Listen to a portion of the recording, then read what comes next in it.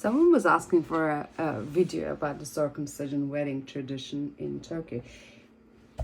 So I'm not an expert, but I'm going to tell you about my own experiences, and I'm going to read some stuff from Wikipedia and the internet. What is really interesting is it's a tradition, it's a ritual, it's a rite that has been implemented throughout the history, and in before the human beings traveled from Africa to Europe.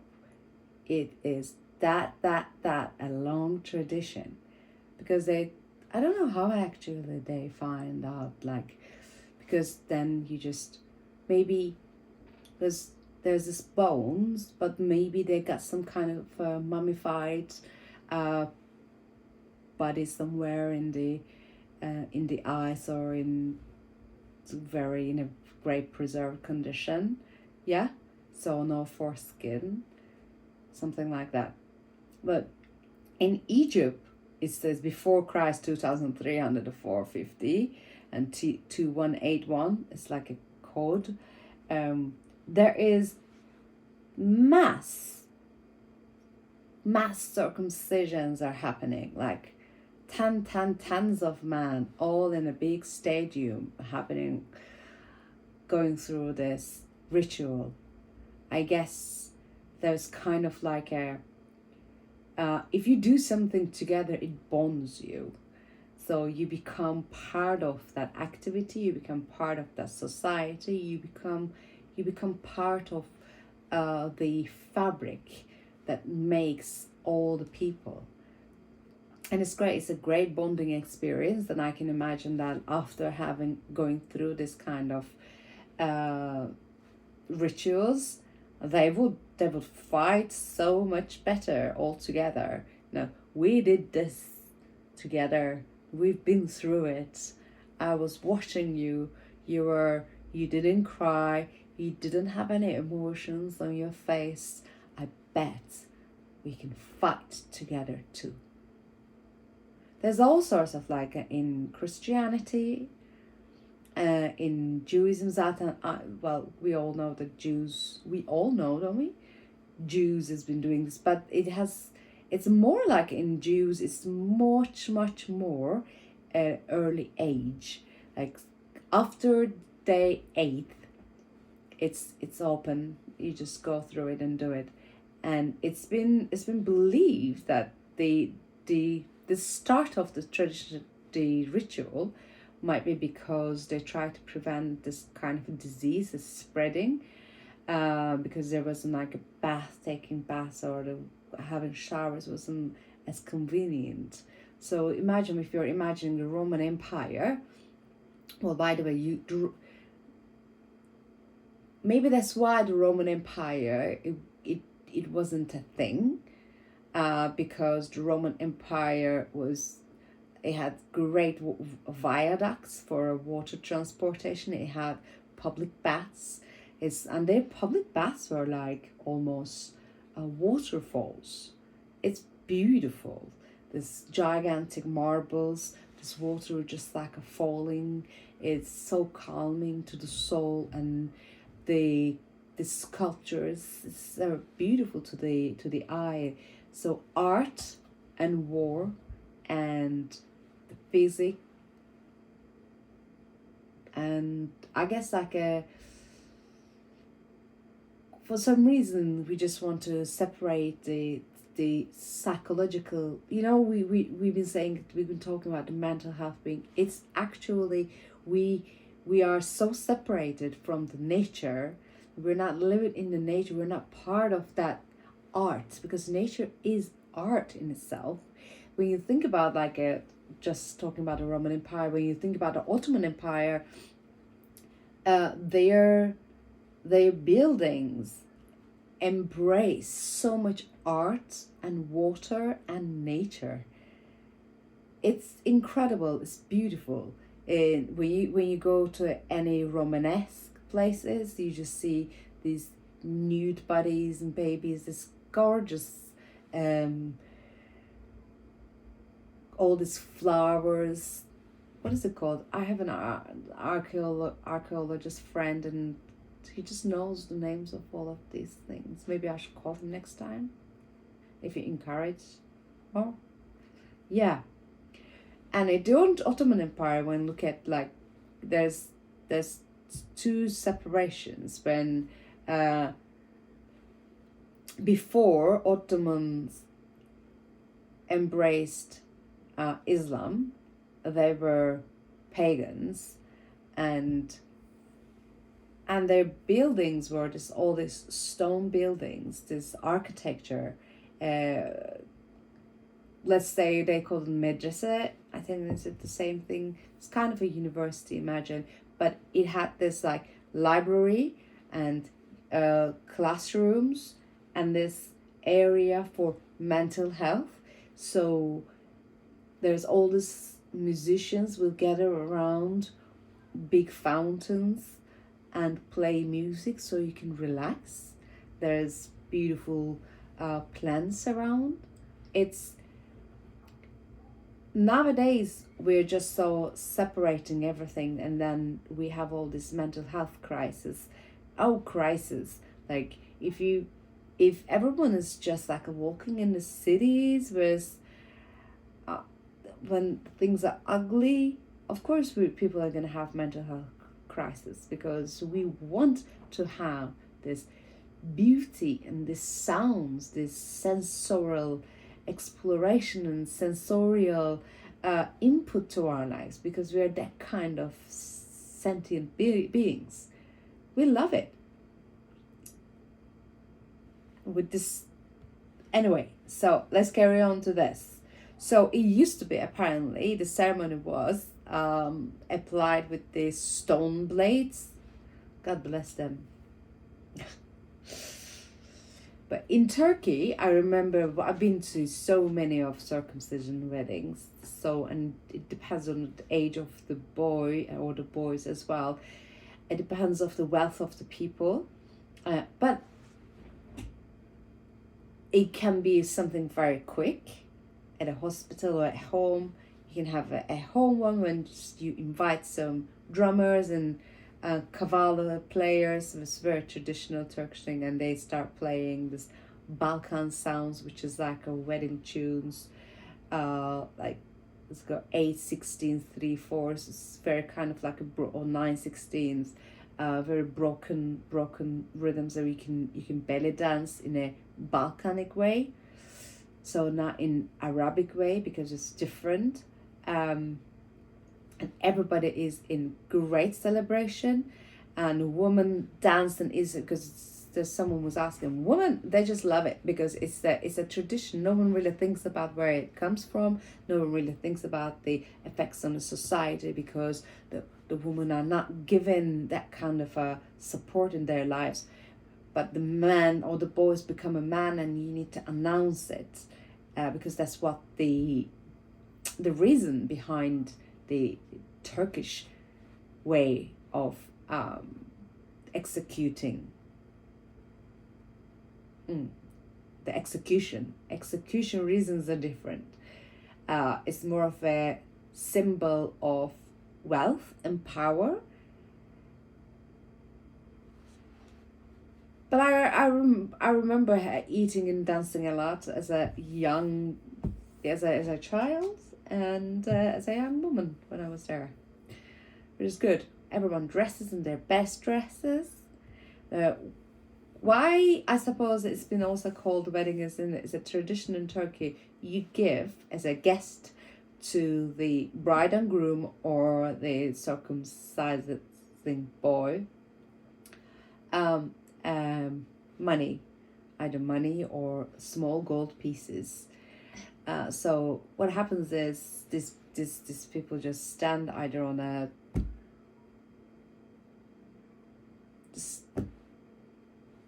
my brain gone blank pedestal, and then there's a queue of people pinning pieces of like gold money,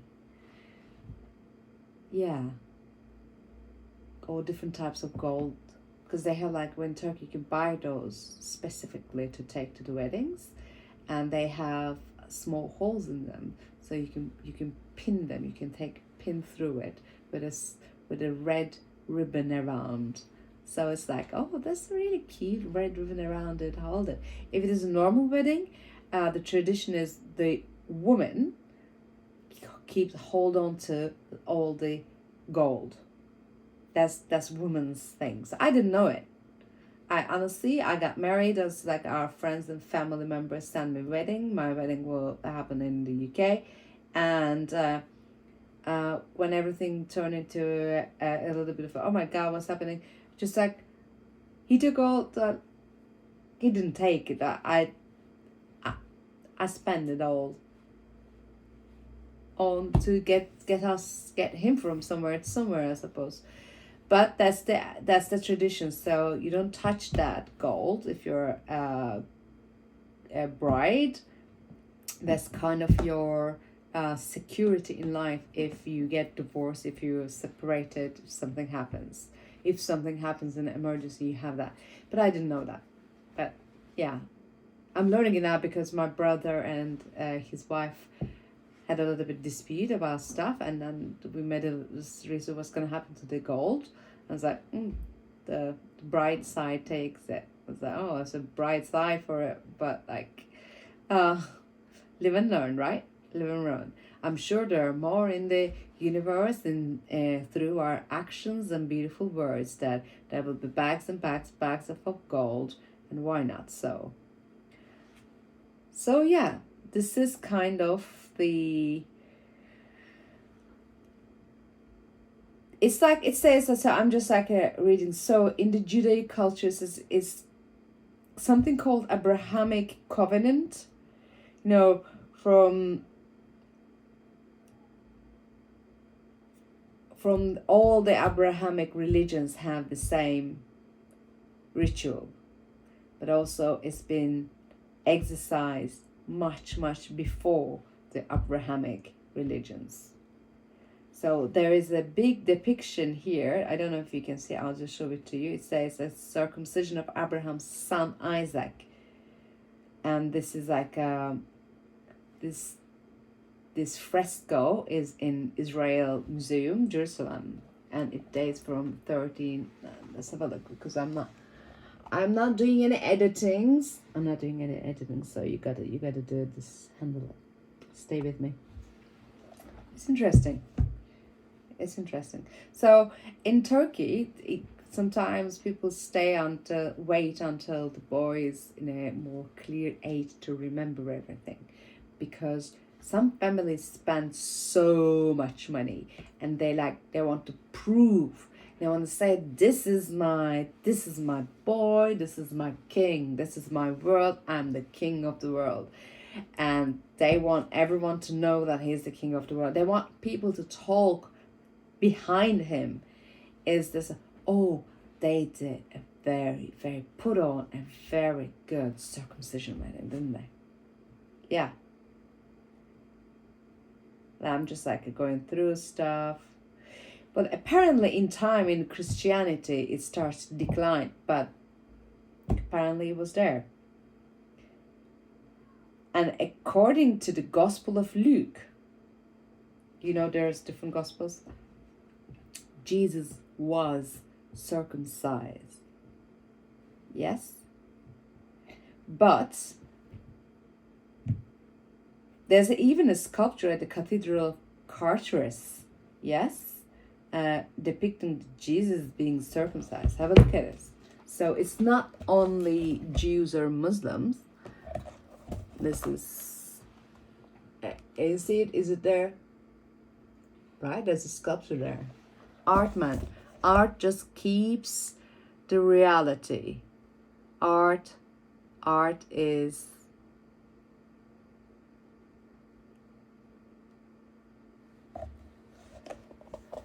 okay. I'm just gonna leave it here.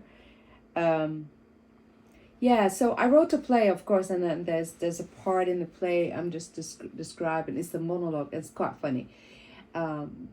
even and I'm not a funny person, it's just like the things that happens is so funny. You just can't, you just bypass my very seriousness, and you can see this is actually hilarious, just what's happened. So I'm talking about there the how the circumcision tradition might be affecting the culture.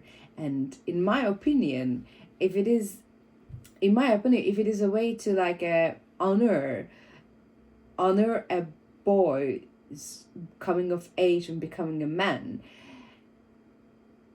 I don't think that's that's honoring it. I think it's more of a, is somehow giving a wrong impression about, if you, whatever you do with your package there, even if it hurts, you're going to get a lot of gold, and everyone is going to enjoy it, everyone's going to celebrate it, and everyone's going to put you on a pedestal. But if it is done as in a more like a humble way, perhaps, it's like, this is a ritual, but it's behind this is health reasons perhaps, and also it's a reason to be accepted in a society, because everybody has it, because everyone talks about it. So if you're not, then you might not be in it, because what they say in the Turkish society is they don't give girl to a man who is not circumcised, because it's like it's giving and taking. That's the cultural thing, or used to be. I think it might be changing now, but I don't know how much it's really changing. So because the big cities, in the big cities and the small villages in the big cities don't always reflect the bigger picture. I was never been in a small village in a big city, which is more of a hipster. I've never been in hipster. I've never had that money. I've never had that culture. I was just sometimes cool looking, doing cool things, of course, but it's just like, it was a very different thing. And I grew up and I've seen all this, the tradition in a small village, in a small thinking way stuff. And that is tough, man. That's tough to break through. Yeah, because in those type of cultures, you give the girl, and the male side, the man side, the groom side, they take the girl. There's like a taking something, and the groom, I guess like it's the same with the virginity answer. You just give your virginity as if something. When you give it, then you lose sense of it. It's not a shared experience, because when I give something, then I don't have it. So I guess there's a big sense of not being you as a woman. And then what happens is to try to adapt into the male world, or that groom's world. So you just, maybe that's another topic for it's another topic. So I think that sometimes when people leave it to age 14 with all these shas and the big money and the big things and throwing huge, I think it really affects people's minds, because they think like the boys at that age think that they are kings, they have the control, everything comes to them, and their fathers, their parents is that all the girls are yours, because that's the one thing that's been spoken to this. All the girls are yours, all the girls are yours, all the world is halal to my boy. You ask and I'll do it. Everything is yours. And in that time, the girls serve, because that's the role of a girl, to learn how to serve. In a small scale, that's fine, but on a large scale, it's really becomes on a subconscious level.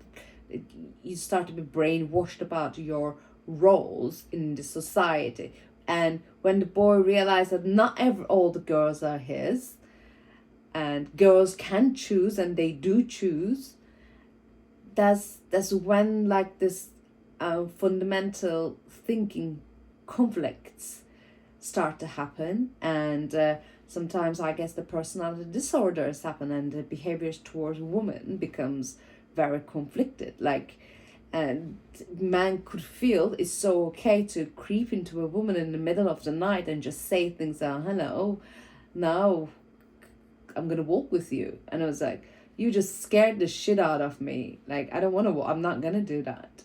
But if all the boys think that all the women, all the girls are theirs, and everything in the world is theirs, just say and just ask. You know? There's that kind of a mentality.